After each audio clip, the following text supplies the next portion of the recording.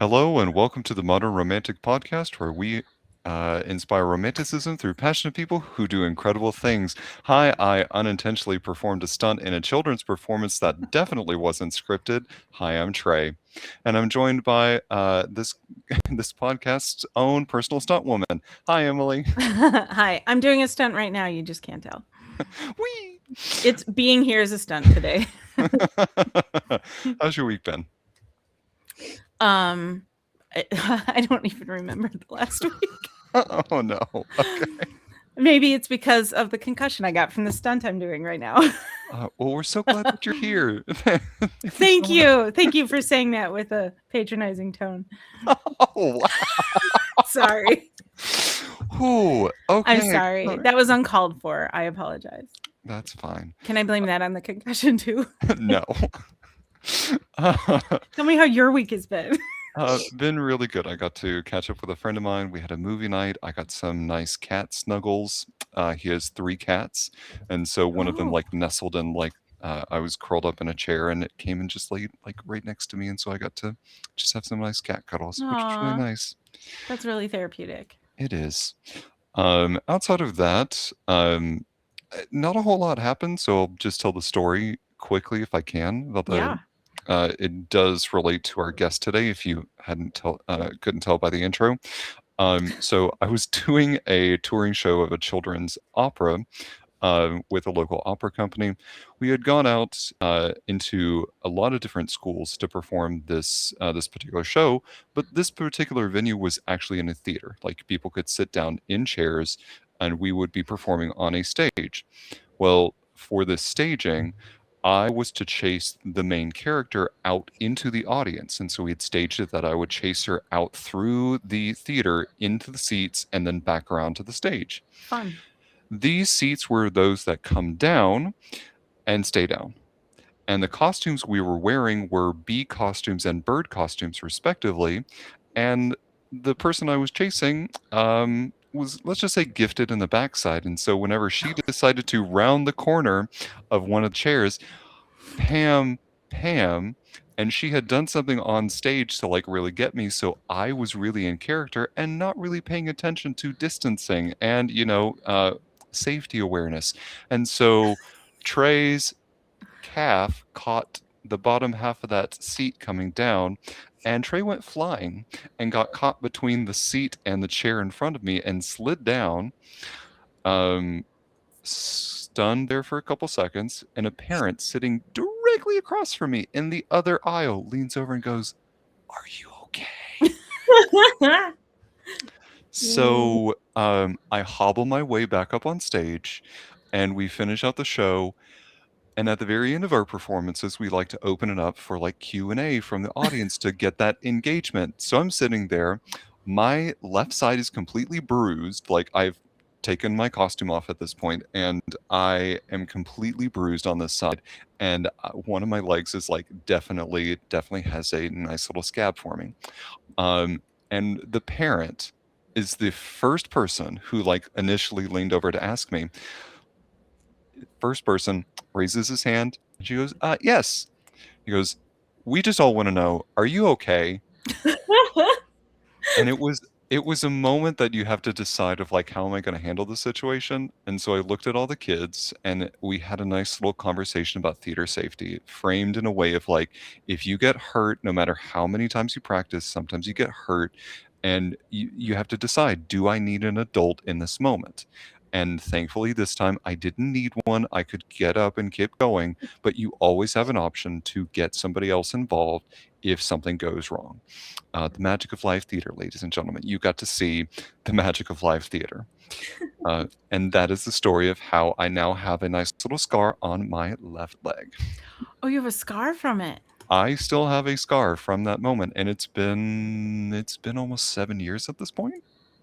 So Wow. yeah. But that is a segue. I'm very thankful to be here today, and that is a lovely segue to talk about our guest today.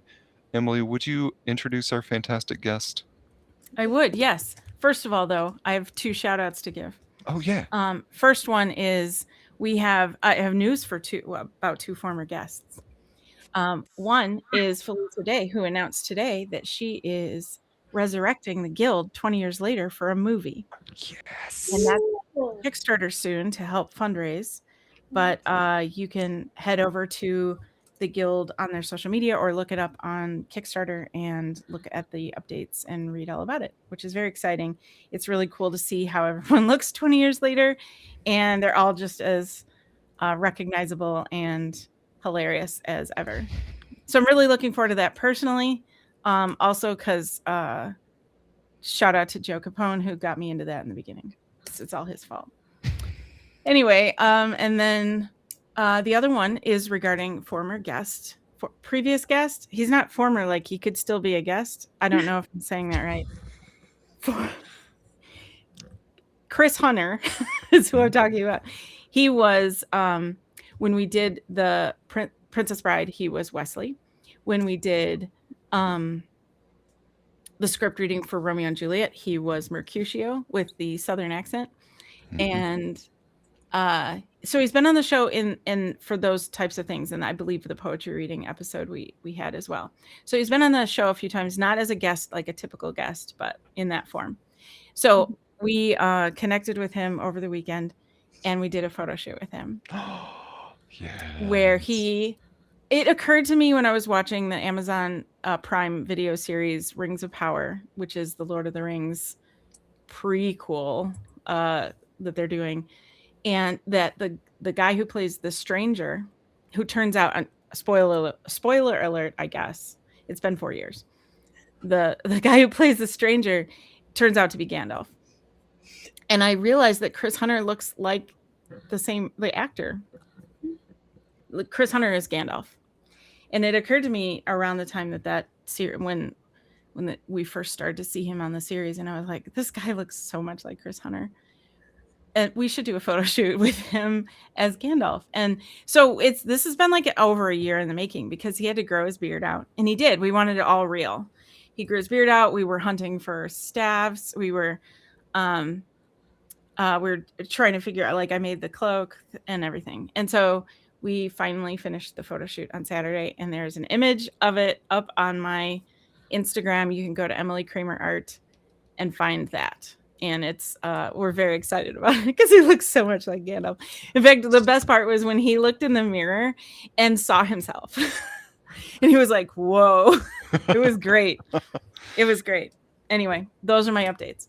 Oh, it is a really solid image. You should definitely go check it out. It's kind of cinematic. We're going for that. And he did such a great job. Thank you, Chris, for participating and playing to my wins. That sounds so bad. Thank you for making magic happen. That's really what it's about. So anyway, today we're joined by Rachel Gelfeld, a Los Angeles-based stunt performer and producer. Her work spans major films and television, combining athletic precision with storytelling. And she's also a producer, and we want to talk about that too. So today we're going to talk about the craft behind the action. And welcome to the podcast, Rachel.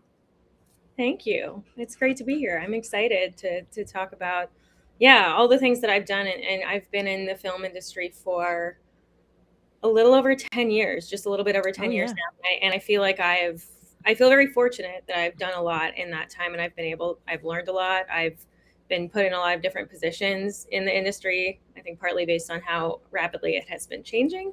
But I feel very fortunate to have had some success and to have learned a lot and met some really awesome people, and to still be able to be doing this. Because things are different in 2026. I bet they are. I think one of the things that I definitely want to know more, and I think our audience wants to know, is how does one even get started in stunt performing? Yeah, I can tell you my journey. It's funny, there was an Instagram account a while ago that's probably still going that was like stunt memes. There's a couple of them, and there was a meme they posted that was, if you've seen the picture, like the Charlie Day meme from It's Always Sunny, where he's like pointing at the board and there's crazy string lines connecting on the board and just chaos. And it was like, how'd you start, get into being a stunt performer? Because we really all have, I think, such unique journeys into this industry. I mean, we have former professional athletes who, maybe had their careers end in their 20s or 30s. And then, we still have lots of life left and lots of athletic skill that's been honed. Some people come from, martial arts backgrounds, or they, were raised by stunt people and they learned to drift cars when they were 5 years old. So that's not my story. So for me, I was, I think, just a really gregarious kid. I really wanted to be on stage as a kid. I knew that very young, and I begged my mom to, let me do the theater classes that were in my area. I grew up outside Washington, D.C., kind of in a suburb. So Okay. yeah, I started acting in kind of local community theater pretty young, and I discovered stage combat. So I actually have also done theater stage stunts. And yeah, I really loved performing, and I found that in particular I loved performing fights for the stage. So that's something that I really fell in love with as a child. I mean, by the time I was 12 or 13, I was really in that community. I would say kind of in the stage combat, the national community. The Society of American Fight Directors is kind of the national body that certifies for the theater community and things like that. So as I got through high school, going towards college, that was something that I wanted to continue with. It was the thing that I loved doing most. I had started doing martial arts to kind of learn and supplement my stage combat performance. Because I didn't at that point have any kind of a fighting background. So going into college, I went to the Savannah College of Art and Design. It's an art school, Savannah, Georgia, which I had a lovely time in Savannah. It's a beautiful city. I'm a big history buff, so I had a lot of fun learning it. There was a professor at that school. His name is Martin Noyes. He is a good friend of mine. At the time that I went to SCAD, I knew him, but not super well. So I was able to talk to him before I attended, and we kind of talked through my background and the things he could help me with. And he offered to, have me as his TA, and I could kind of, it essentially offered me a lot of independence in my continuation of that kind of movement study. And that was what I wanted out of my college program.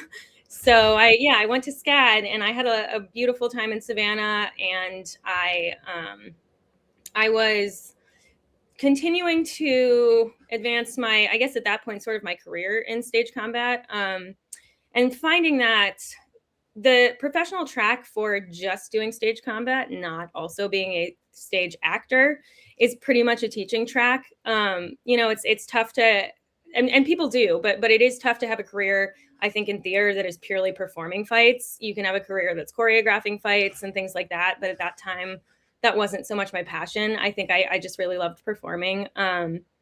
So being in college, in a theater program, and knowing people around the country in the stage combat community and wanting to move towards a future in performing fights, I was getting pushed constantly kind of towards stunts. And I will say I have a philosophy that is, I don't want to say it's unpopular, but I think that stage combat and stunts are two separate skill sets, because your goal is different. On film, you're in a two-dimensional medium, and the camera is seeing really different things than your person at the back of the audience of a proscenium stage. It's just a different type of movement. So as I was being pushed towards stunts at the end of my college career, so I'll say this. I got to the end of my college career. I was in Savannah. I wanted to perform fights. There was a film hub building in Atlanta at that time. So this was in 2014 that I graduated college, and Atlanta was an up and coming film hub, and it was 4 hours away, and I knew some people there. So I would say that I kind of just stumbled into, I was lucky at the beginning of my stunt career. I moved to Atlanta. I had done 2 feature films in college, films that would come through Savannah, or I knew one stage combat teacher that was up in North Carolina who would stunt coordinate films that came through every once in a while. So I was pulled onto 2 of those films, and crazy things like taking overnight Greyhounds so I didn't have to drop college classes and I could still be in this movie. And I was Yeah, it was definitely an adventure. And I was Taft-Hartley'd at that time, which essentially means I was eligible for the Performers Union, the Screen Actors Guild, thanks to those 2 movies that I did. Yeah, Awesome. no, exactly. No idea at the time kind of what a benefit that would be. So I would say that I sort of started my stunt career before I really understood how to do it. I moved to Atlanta after I graduated college, and I joined the Screen Actors Guild, and that was what I did. And then I had a year and a half in Atlanta where I worked a lot because there was a need at that time for local performers, and I had a SAG card. And I found that I was able to build a resume really quickly that I didn't really have the skill to back up. And that was what ended up bringing me to LA. You know, I started looking at taking trips out to train with other stunt performers. At that time, I wasn't finding enough at the time, in my opinion. I wasn't finding enough of the training I wanted in Atlanta. It's very different now. There's a huge talent pool there now. You know, it's 10 years later, Yeah. and they've got, you know, most of what we've got out here in terms of training and talent and, you know, athletic opportunities. But yeah, at that time I wasn't finding that, so I moved out to LA essentially to train as hard as I could. I was young. I was right out of college, so I didn't feel like I would be making a huge sacrifice if I moved and didn't work in film for a while. And so that, and you know, that wasn't the case. I moved and I trained really hard, and I met a lot of amazing people. And within the first year, I started getting jobs and getting calls. And then, Awesome. yeah, I mean, I can talk about this more, but really in stunts, everybody comes from a different background. And at the end of the day, if you're able to show up on a set, if you're honest about your abilities, if you do a good job and you have a good attitude, it doesn't really matter what the stunt is or what, you know, your athletic background is. That's sort of what the job is, in my opinion. So yeah, I found success, I think, in that way, despite not having, I think, the best or biggest athletic background that a lot of other performers have. Sure. That's awesome. What a great Yeah. I love that you found success so early. And I don't know if that's normal for stunt performers, but it sounds like that's not, but that's really great. I did notice on your resume that you were on The Walking Dead, and I want to know what season. I was. So let me see if I get this correctly. I believe I started on season 6. It may have been 5, but I think it was 6. And I worked, I believe, on 6 through 10. It's possible that there's like 8 or 9 that I didn't work. So my journey on The Walking Dead was, I want to say that was my first show when I was in Atlanta as a stunt performer. At the time, that show was giving a lot of younger and newer stunt performers in Atlanta opportunities. Cool. Yeah. No, at that time, that show was giving people a lot of opportunities in Atlanta. So I worked on it then. The stunt coordinator was great. He kept calling me back. Within a year, I'd moved out to LA, and I still went back to work on that show for the next few years. It was a lot of fun. The crew was great. When you're on a show that's been running for that long, it's really streamlined, so everybody works well together, you know, and they have their flow. So you're not running into a lot of, you know, these situations where everybody on set is stressing out at once, and it just like feels really uncomfortable. It was a really lovely show to work on. That's awesome. We had one of our, in year 1, we had Jillian Albinski on the show, and she was the prop master for season 9 and 10, I think. And so that's why I wondered if maybe there was a cool connection there that maybe you'd. I'm certain there is. I'm trying to think. I'm sure I would recognize her. And it's funny, after, you know, living in LA and working in the industry for 10 years, I am constantly running into people, or I'll see people on the street and I'll think, okay, have I seen that person on TV? Have I worked with them? Have I met them? You know, so, and that happens a lot on film sets where, you know, I'll see people in different departments that were like, we have worked together. What did we work on? We don't know. But it's great. It's nice to make those connections. And I'm sure I would recognize her. I remember most of the crew members that I worked with, and they were all really lovely on that show. Yeah, she sounds like she had a good crew to work with for those seasons. I did get to go tour that set right around season 10-ish. And that was really cool. I had never been on a set like that before. And so I got to like see a lot of the props and things that Jillian was working with at the time. That's And awesome. that was really neat. So it could be that we were in Atlanta near there at the same time. Yeah. Who knows? Yeah. But I thought I had to ask about that. Yeah, Walking Dead was my Walking. It has a special place in my heart because it really was the first big show that I worked on. I learned a lot about how to be on a set, which is, I think, an important part of working in the film industry in any position, is just learning how to be a person on a film set that's like contributing to the project and not getting in the way and not, causing delays and things like that. Mm-hmm. Yeah, it's definitely a skill set. When it comes to doing stunts, because you've mentioned that you've been on TV, you've definitely done some movies. When you approach that, do you think of it as choreography? Do you think of it as acting, or something else entirely? I would say it's both. If I had to pick one word, it's really just performing. I think stunt people, especially people that come from really high level athletic backgrounds, and don't have any experience in performing in the sense of acting, they sometimes will shy away from calling themselves actors, or they'll have this fear of doing dialogue, or they'll and the assumption is, well, I'm not a good actor. I've never done that. And I maintain that if, any stunt person who has worked on a show has been an actor, has been a physical Mm-hmm. actor, whether you're doubling and you're trying to match the movement of your actor or actress, or you're, you're doing, they call them ND stunts, nondescript stunts, which just basically means anything that's not actually written in the action. So it's like you've got a big pool party scene and maybe somebody's crashing through a window, or, somebody's going off a balcony into the pool. And that's all acting, Mm-hmm. So yeah, and I see a lot of stunt people that I know don't consider themselves at all to be actors, do some really excellent physical acting, and to me it is performing. And particularly being someone that comes from a fight background, I don't have the high level martial arts background that a lot of the fight specialists have, but I have trained film fighting at this point for 10 years, long enough to know how important the acting side of it is.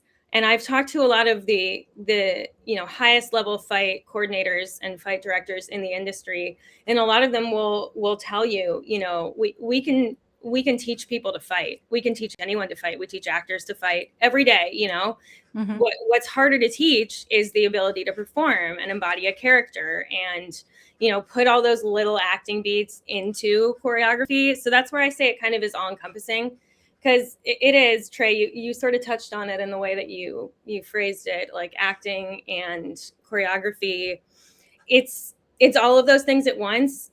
Performing a fight for film is exhausting, and it's not just because of the physical output. It's like, yes, you're remembering choreography, and it is choreography, but it's, to me, almost the way I think that actors feel about dialogue at times. It, like, you can't just know the choreography well enough to remember it. You have to know it well enough that you don't have to think about it, that you can think about the acting and the other things that you're doing. And then, as we continue to get more advanced, now you have to be able to do that showing up, learning choreography you've never seen before within an hour. And that's where we start to get into the nuances of like different specialties in stunts, because stunts is such a broad encompassing thing. I have mainly a fight background. My highest level skill at this point is fight performance, and I've trained a lot of martial arts over the 10 years that I've been in stunts.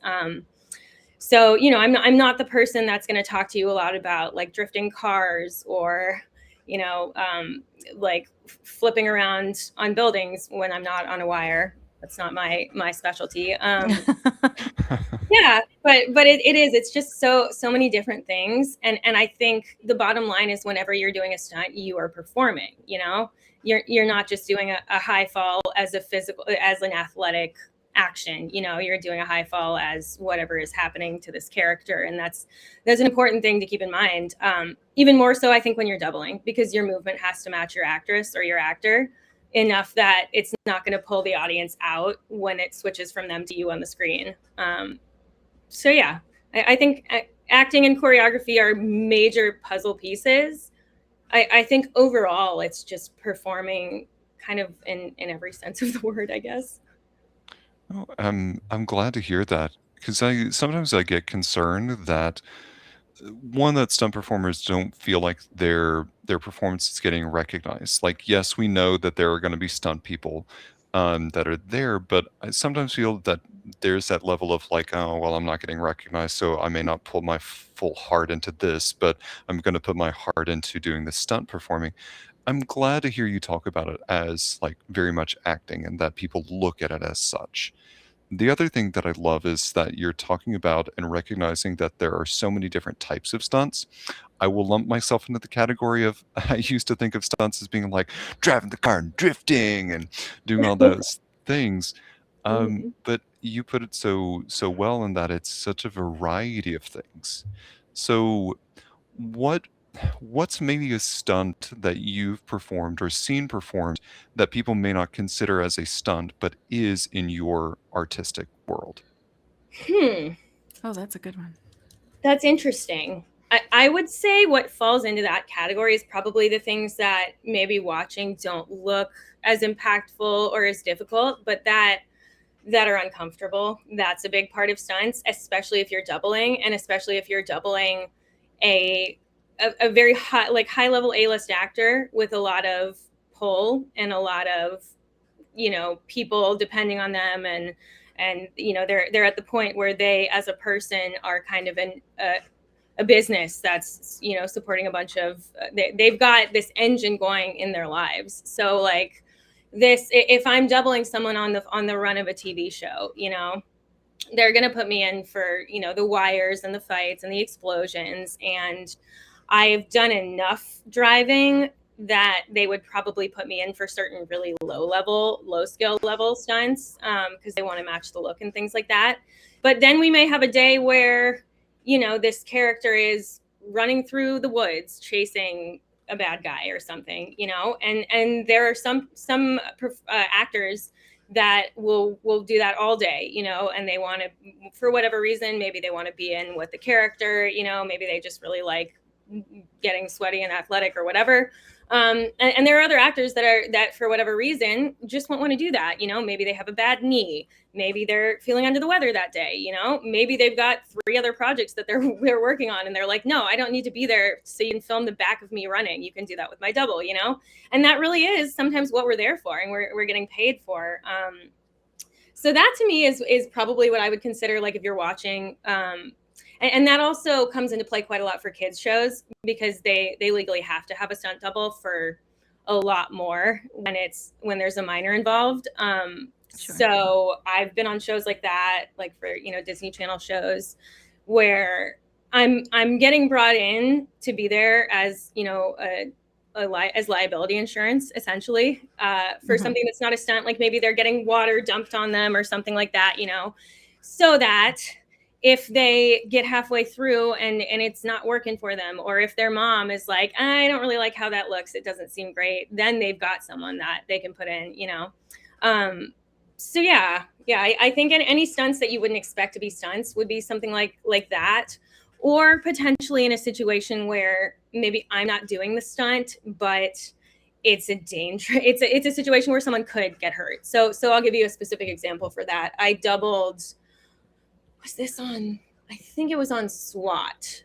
I doubled a guest star, someone who was on 1 or 2 episodes, and her character gets kidnapped, kidnapped out of a bar. So I do the kidnapping scene. They come, they throw a bag over my head, they pick me up, they throw me in the trunk of the car, and then we did various action throughout the rest of the week. And to get to our next location, there was a big car chase. And so I'm in the back seat of this car with a pillowcase over my head with, 4 goons around me who are all stunt people. And driving the car is one of the best stunt drivers in the industry. I mean, this guy is fantastic. So for me, it was an awesome day because I just got drifted around Hollywood, with a pillowcase over my head. It just felt like a roller coaster. But they're going to put me in that situation because there's not a 0% chance that something could go wrong in that situation. They're going up on 2 wheels, they're braking traction. Even though this guy is such an incredible driver, there are so many moving pieces and so many different vehicles. We had another incredible stunt driver, actually one of the doubles for Ryan Gosling on the Fall Guy. So he was like one of the drivers that was like that they brought on to show kind of the best driving in the industry. So he's driving behind us in a car. I'm in the car with another one of the best drivers in the industry, and they're still not going to put actors in that car because of how dangerous the actual stunt is. So that's another one where, if you caught a glimpse of my head under the pillowcase in the back seat in that scene, you'd be like, I don't know why that would be a stunt person. But yeah, that's that makes sense. Yeah.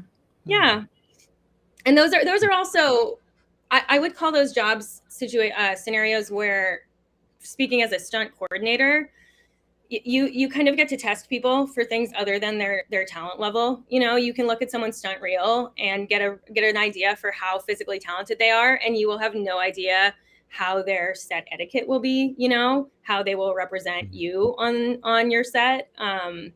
You are, as a stunt coordinator, you are bonded to the production insurance. So everybody that you bring onto your team is your liability.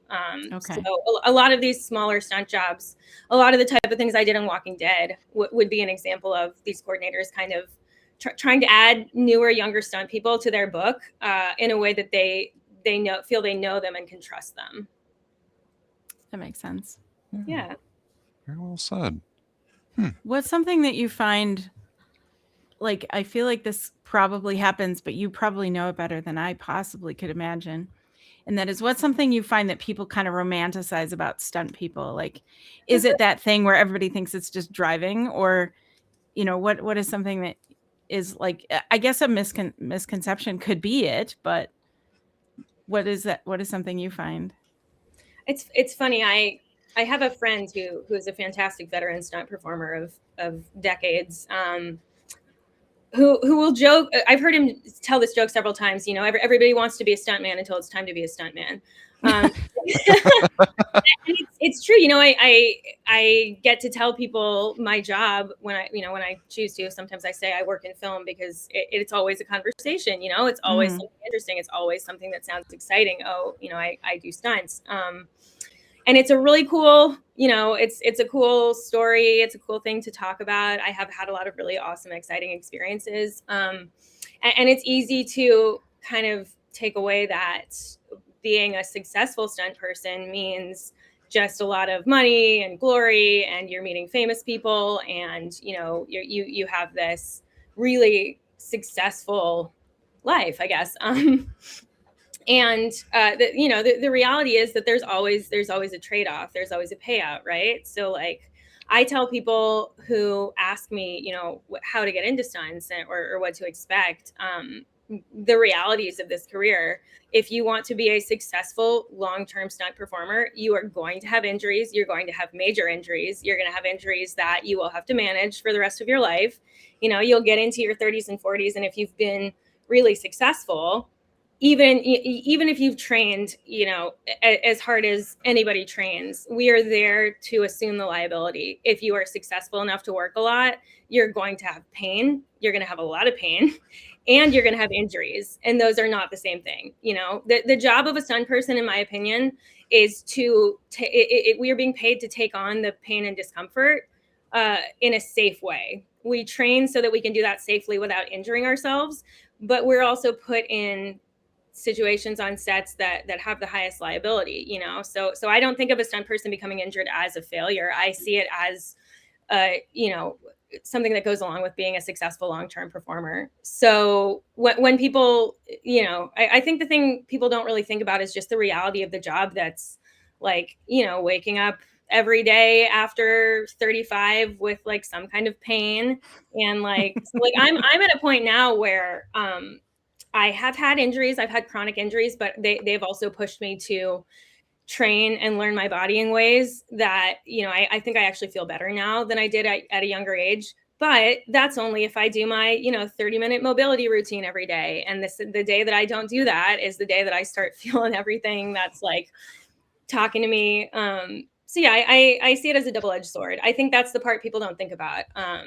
I think being in stunts has given me the opportunity to know my body better than a lot of people ever do. And I think that's been amazing. And it also, has given me things that I'll wear for the rest of my life, that I will always have to manage, even if I decide I no longer want to be a stunt person. So that's kind of the pay-in that people don't think about as much. They think, oh, you're awesome and you train and you wear pads and you never get hurt. And that's the goal. But you're never sweaty or dirty or anything. Yeah, right? rarely the reality. Exactly. A couple people, including our producer, have asked this question. Can you divulge any any big names that you've doubled for? Sure, yeah. I consider myself to be somewhat of like a journeyman stunt performer. Like, I'm definitely not one of the best women in the industry that's doubling, the most famous people in the biggest movies. But I have doubled people continuously. So I was they would call it the second unit double, I guess, on Gray Man for Ana de Armas. Nice. So that would be this happens a lot on big action films. They have 2 units running. The second unit is considered like the action unit most of the time. So you would generally have your main stunt team doing like big fights and stuff on second unit, but you may also need a double on your main unit, So I was on as backup double basically on Gray Man. I ended up being on main unit because they were doing less action there. So I doubled for Anna on Gray Man. I doubled, oh gosh, I always mix up her and her character's name, but Katrina on NCIS, the main NCIS. Oh, okay. Oh yeah, okay. Yeah. And then I always think this is funny because it's been years since I doubled her, but I doubled Lizzie Kaplan, which was the only time I think that I've ever really truly matched the ethnicity of a person I doubled, because my family is of Jewish descent, and I ended up with the Middle Eastern looks, and she's the only Jewish actress I've ever doubled. Let me think. That's cool. I know. I'm like, who else of note have I doubled? I think those are the big names. I do a lot of what we call day playing on TV shows. So I've been on a lot of the same TV shows many times over, doubling different people, like different guest stars. So yeah, I would say that's a more common occurrence for me, is that I'll be brought back on the same TV show by the same coordinator a lot, which I'm extremely grateful for. And then every time I'm just doubling a different guest star. That's really cool. I'm gonna have to go back and watch NCIS and be like, is that Rachel? Yeah. I think season, I want to say 22. So she has 2 other doubles who are, one of them is a good friend of mine. And the way it kind of tends to work on shows like that is that usually they will have someone that's been with that actress for a while that she feels really comfortable with. But that person also might get a movie in Budapest or something and be gone for 6 months. So yeah, they'll usually like to have kind of the numbers they call after that. The other thing we do is, like, if someone calls me and I'm not available because I'm working on something, it is in my best interest and their best interest for me to be able to give them a reliable name of somebody that looks enough like me that I can vouch for, that has the skill level to do this job. I've just solved their problem even though I'm not available. So I get a lot of my jobs that way. There are a couple really, really talented, successful stunt women who look like me, who are booked all the time. And so if they're booked a lot of times, they'll put my name in. So yeah, I end up in a lot of those positions, I think, where I'm like the second or third double for a lead on a TV show like that. Yeah, and I'll take that all day. That's been great. It's like cloning to a degree. You must clone yourself so that you can replace yourself. And it's funny because when I first came into the industry 10 years ago, and I was in a different location, the industry was very different than it is today. I felt a certain level of competition, I think, among stunt people that look similar, which makes sense, right? Because we're all going out for the same jobs. But I have found it to be much more beneficial in the last few years of my career to actually have close friends who are my same size and look, because we can back each other up. We train together. That's great. I got a big job a couple of years ago from a friend of mine, and this really sucks, but she had an injury like a week before she was supposed to go on to this big job. And she, needed to replace herself immediately. And that's also something that's stressful for her. So yeah. And I've thrown jobs to her when I was busy or hurt or whatever. So yeah, having that person that is reliable, that you can vouch for, that can do the jobs that you can do, I think is a benefit always. That's what we do here. I mean, half the time when I can't make it, Trey's just me. Exactly. I do have to flip-flop wigs every now and then, so just to keep continuity. Sure. That makes sense. No one notices, though. That's the amazing thing. He's so good at it. Exactly. Yeah. You would be amazed what a wig can do. Yeah. No one notices the facial hair difference. Oh, no. See, the thing is that I just shave it off, and then I just will myself to grow the facial hair back. It's an amazing process. Sure. I'm sure there's some stunt guys that have probably figured that out. Probably. One thing for me that I think about, and I've had to do minimal things, my college program, and then a few shows that have been very minimal things for stunts. But I can tell you that a lot of performance anxiety and fear just is consistent with me. And I'm curious for you, as someone who has performed many different types of stunts, how has your relationship to fear and anxiety evolved over time in this art form? It's a really good question. For me in particular, I feel, because I've always been an incredibly anxious person, which is kind of funny. I've had diagnosed anxiety disorder since I was a young child. And so I chose a career in stunts. I don't know. But I do think it was helpful. I think it absolutely forced me to face a lot of fears in situations where I didn't feel comfortable, but I was sort of forced to power through and to save my pride and my ego, I would say. And those experiences built a lot of confidence. I learned that I could trust my athletic background and my strength and the things I trained. I learned that, having been in this 10 years now, I thought about this after, I was going home from a job recently where I had shown up, and it was actually a pretty big, what we would call a wreck. Anytime you're jumping up and hitting the ground, we call that a wreck in stunts. And, knew in my career, if a stunt coordinator called me to do a big wreck, they would tell me about it. And they would try to ascertain, do I think she can do this? Is she going to kind of be a wuss? Is she going to get hurt? And now I've known this coordinator for 10 years. So I showed up and he described the gag, and I was like, oh, that's kind of a big wreck. I wasn't prepared for that. Yeah. And it was, and I looked at it, and I knew, kind of knew what they wanted to see action wise. And I knew exactly how I was going to set it up, and what issues I was going to run into, and how I'd probably have to fix it. And we go through the rehearsal a couple times, and what I wanted to feel was I wanted to hit the ground once on, and they put down a little bit of foam, neoprene. So you're not just hitting the concrete the first time.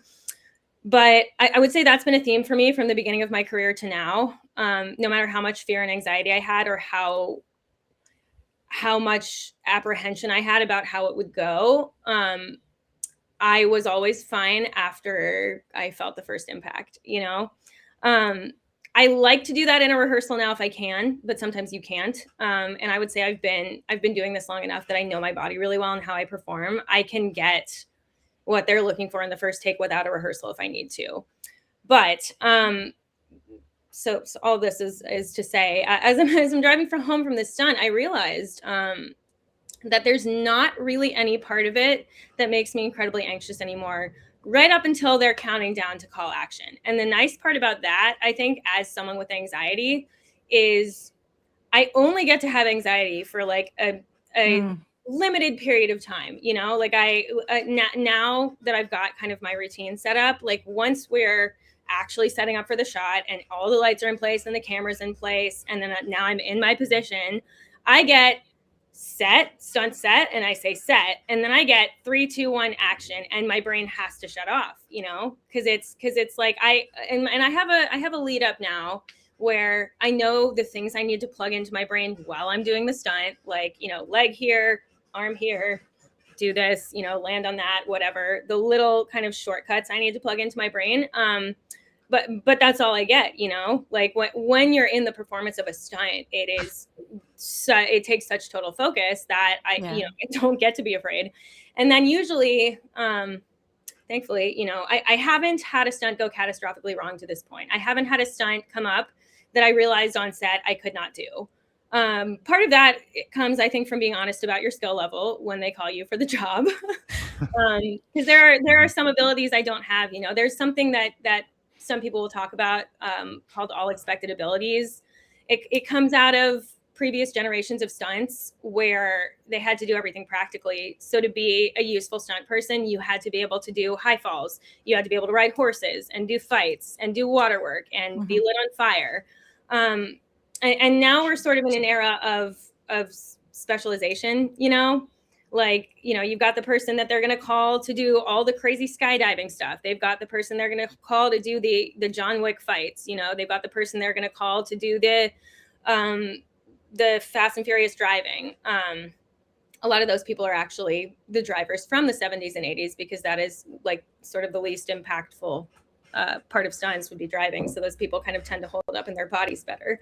But yeah, that we're not so much in all expected abilities anymore. So having specializations, I think, and I've sort of lost my train of thought, but having specializations kind of changes your approach a little bit. I think it's made me a lot more comfortable, at least, with knowing where my strengths are, knowing where I'm going to really do a stunt well, and knowing where, even if I take that job, I could train to do it well, but it would be at the top of my skill level. And that's not something I love to do, unless I've had a couple jobs like that where I took a job that was a skill that I did not have. And it was purely because I was completely honest with the coordinator. This happened on Miracle Workers, which was a TBS show I doubled on a few years ago.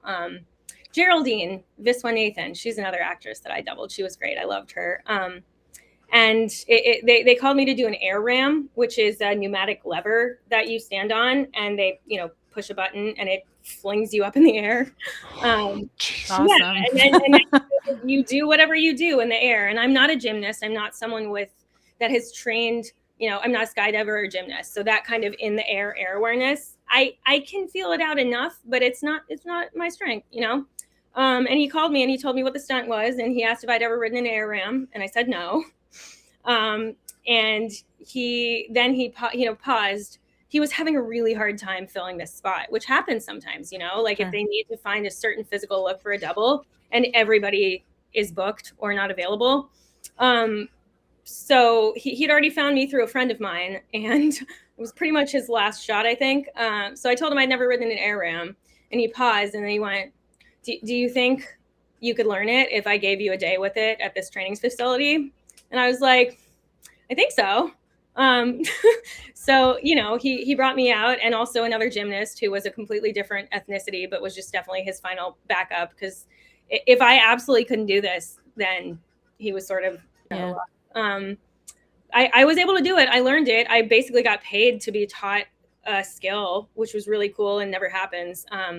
But yeah, that's the only time I've ever taken a job that was outside of my skill range, and it's nerve-wracking, like I learned how to do it. I did it well. It was fine in the performance. Everybody was happy, and I was incredibly anxious the entire time, doing something that I wasn't used to. So yeah, that's what I would say as far as nowadays having a lot of specializations is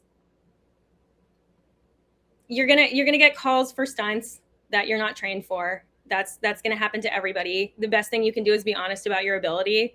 And then, and the other part of it is deciding what jobs you're comfortable with. I think there's a lot of stunt performers, particularly younger performers, who don't feel so comfortable advocating for themselves.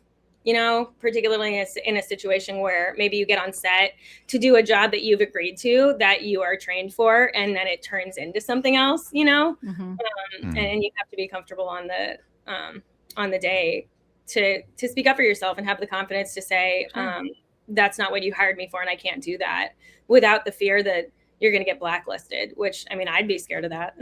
Sure.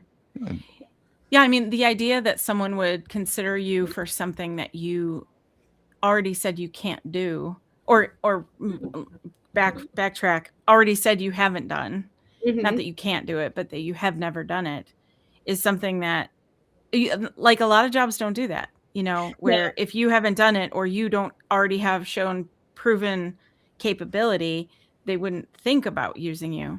So that's kind of a neat aspect to that job that I hadn't thought about.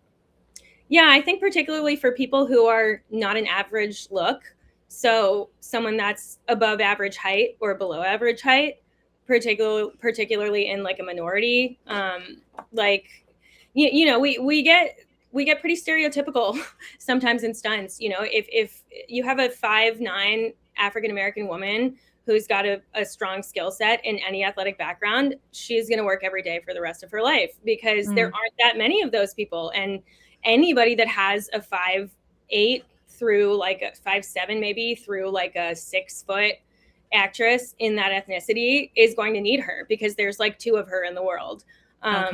Yeah, so that's where, I mean, I can guarantee you the coordinator that hired me for that job that I'd never done before was sweating, but he had no other option. Did you do it?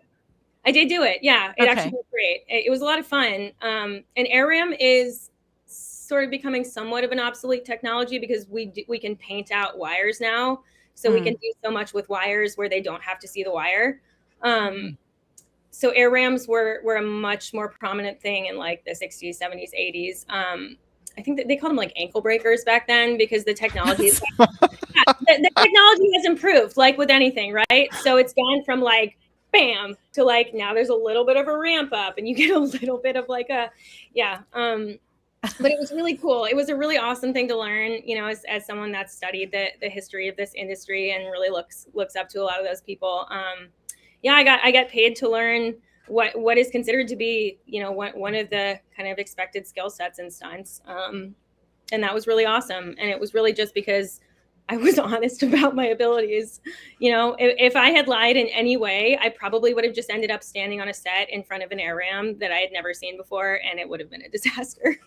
I imagine people get injured that way. They do. They get injured, and or they really embarrass themselves and just ruin a lot of people's day on a film set. It's really bad. You know, you don't want to be the person that blows a $500,000 day on a film set for everyone. Yeah. Like, yeah, that's wasting a lot of time for people too. Yeah. And the industry is, you know, it's not huge. If you're someone that is difficult to work with, or you're not honest about your skills, it's going to get around. You know, you're not going to have a long career with a lot of people. I think that's true. Yeah, that's very true. Because I was asked in opera, like, there are, based on your voice type, there are certain roles that you will get contacted to sing like fairly often. And if you're a good Juliet for Romeo and Juliet, then you are probably also good to play, let's just say, Violetta from La Traviata. And so people, if you sing it well and you are not able to perform that role and they know that you can sing it well, that director is on that thing saying, can you take a red eye and come to Philadelphia tonight? You learn the staging and everything in a day, and then you are insert into this role, and you were having coffee at your breakfast table the morning before. It is nuts. Yeah, that's absolutely true. There are a few people that are either so incredibly highly skilled, or they're such a hard to find demographic, or both, that like movies won't happen. They'll get pushed a year, you know, because that person is doubling on something in Australia right now, and we need her next year in Budapest or whatever. Wow. It's usually they will try everything they possibly can to avoid that, which unfortunately has been how, you know, people have gotten really injured or killed. There was a situation like in the last 10 or 15 years where somebody was brought in who had a skill background but not a stunt background. And she died doing this stunt. You know, she hit a camera, I think, or something. And it to me was just an example of someone that didn't have the, you know, she had the training for the athletic performance, you know, but not to track everything else around you. That's like a big part of the stunt job is, I mean, one of the things we train, at least in fights, because this is something we deal with a lot, is that kind of kinesthetic awareness of, like, I know where everything is around me in a 360 bubble of my reach and everything. Yeah. Just from doing that a lot, you know, and from having enough jobs where I'm like, okay, I have to do this, and the camera is right here, and I can't hit it.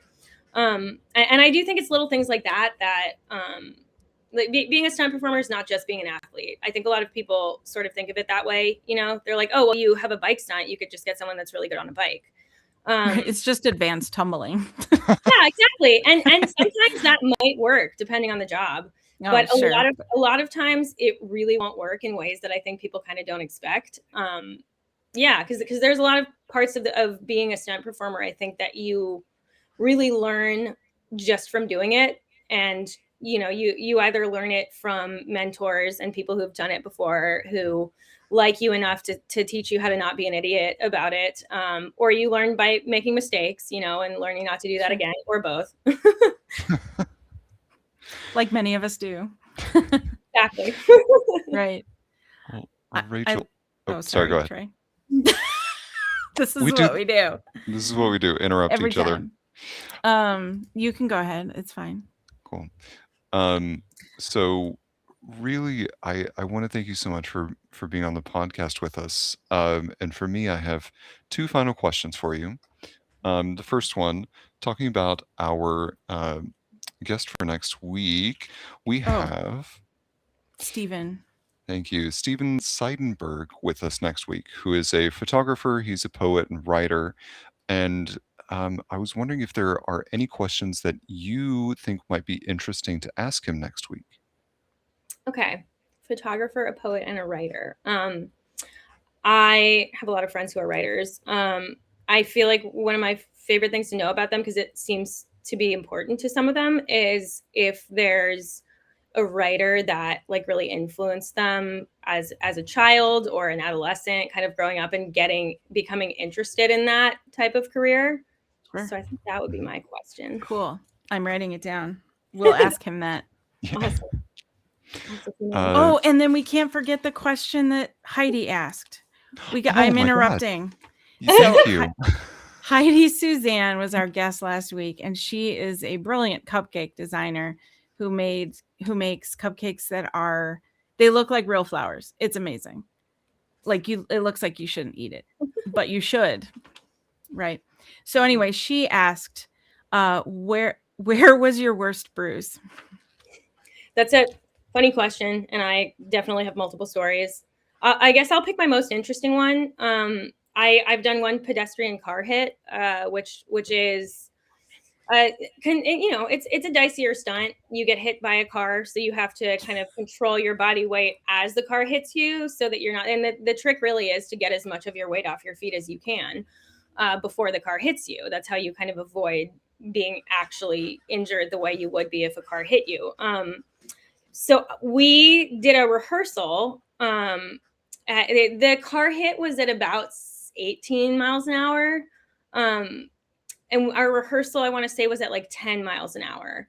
And the first rehearsal was the only time I did not get my weight off my legs, because I felt it. I was like, oh, that's what happens. No. If you've talked to any like EMTs or paramedics or anything like that, the most common injury in a pedestrian hit by a car, I believe, one of the most common is a broken femur. So I had on my thigh the next day, just from the rehearsal, because that was the only time that it hit me on that part of my leg. You could see the imprint of the grill of the car. I had like 3 grill lines. Oh my goodness! I have a picture somewhere. I was like, oh, that's a fully a car grill. And it's funny because it was just from that one rehearsal. You know, every single other take, and it's really. That's kind of my MO, at least as a stunt person, is you do that first rehearsal and then you know what to tweak, you know? So every time after that, it was fine. I got my weight off. It felt great. But it was just from that one slow rehearsal, I had this like crazy bruise. I'm so glad you're okay. Yeah. Just Thank a you. bruise, not Yeah. a broken femur. Yeah, exactly. Just a bruise. There's a reason we do our rehearsals a little slower. The last question I have for you has nothing to do with anything we've talked about, and that is, if you were sitting down to have lunch with anybody in the world, alive or dead, who is sitting on the opposite side of that table? Okay. This is always a hard question for me because I feel like I think of too many people. Today I'm going to pick it's actually like a group of people. There's a military unit, and I'll quickly say I have been moving into sort of a niche in the film industry of a military community in the last few years, purely as a producer. I produced a film about 2 years ago that is going to festivals this year. It's called Ito's Crossing. It's Awesome. a Navy. Yeah, thank you. It's a Navy SEAL story. That's my quick plug. And I had such a wonderful time, and I just from being in stunts and from that movie have met a lot of formerly high level military people who are now in the film industry, and have kind of gotten into down a path of telling these military stories that I think are really interesting for action and also for the history buff in me, and kind of advocating for veterans. So all that being said, there's a unit. It's from the Vietnam War. They were called MAC-VSOG, which stands for the Military Assistance Command Vietnam Studies and Observations Group. It's essentially the precursor to the Army Special Forces, or not the precursor. They were going at the same time. This unit conducted basically a secret war in Laos and Cambodia. It was completely clandestine. We were not supposed to be there. Neither was Vietnam. So everybody had to have total plausible deniability. So these guys couldn't talk about it. You know, it was only declassified maybe 25, 30 years ago. So we're now just sort of starting to hear these guys' stories, and they're insane. If you can look them up on YouTube and listen to some of them telling the stories, it doesn't matter who, any of them. This was the only unit in the war that had over 100% casualties because guys would get injured and re-enlist to do more crazy stuff. Wow. And I've sort of been in this, like going down this nerdy rabbit hole lately of like what kind of cool stories we could tell with film. I think I would pick any of those guys just to sit across the table and listen to their stories. They're pretty insane. And it's like, you can't write this stuff. Yeah. Wow. Seriously. That's my answer Wow. for today. Real quick. Oh, round yeah. of applause. I want to ask you how to spell Ito's Crossing. Oh, thank you. Ito, E-D-O, Ito's Crossing. It is actually, it's a story about, it was created and written by good friends of mine who are both former Navy SEALs. And the one who created this story was a canine handler. So it's sort of a tribute to the dog that he had with the SEAL teams, whose name was Ito. Oh, I love it. I know. I think it's going to be really beautiful. We really were so fortunate to have like some of the best people in the industry. A lot of people that had just come off of the SEAL Team TV series, like the full run. So we had some really incredible people work on that, and I'm really excited about it. You should be. That sounds amazing. Thank you. And I want to say thank you for coming on here and teaching us the art of stunt work and a lot of the things you've done. And also, like, we didn't even touch on like the producer work you've done and other things like that. Like, we need to have you back because we're not even, this has only been an hour and yeah. I can talk a lot. No, that's what we love. Like, I'm so glad I wish we could stay for another hour because I probably could anyway. But unfortunately we need to wrap, but yeah, this has been awesome. I was just going to say thank you so much for having me. I love talking about this stuff and, meeting and talking to other creative people. This has been great. Thank you. It's been great for me too. Same. Well, you can all look forward to Rachel's return to our podcast so that we can focus on her producing work, so we can also talk about Ito's Crossing. Right. You can find Rachel on Instagram at Rachel Gelfeld. And please go support Ito's Crossing if you're able to go see that at the festivals. If you live anywhere that you can, please go see that movie. And please support her wherever she has performed. You can find additional podcast episodes from us on our website at themodrom.com, which has had a little bit of a refresh in a little bit. So thank you, Emily, for that nice refresh to our website. You're welcome. You can also support us on Patreon. Search for The Modrom on Patreon. We couldn't do the show without you watching. Thank you so much for tuning in. Have a great evening, everybody. Bye. Bye.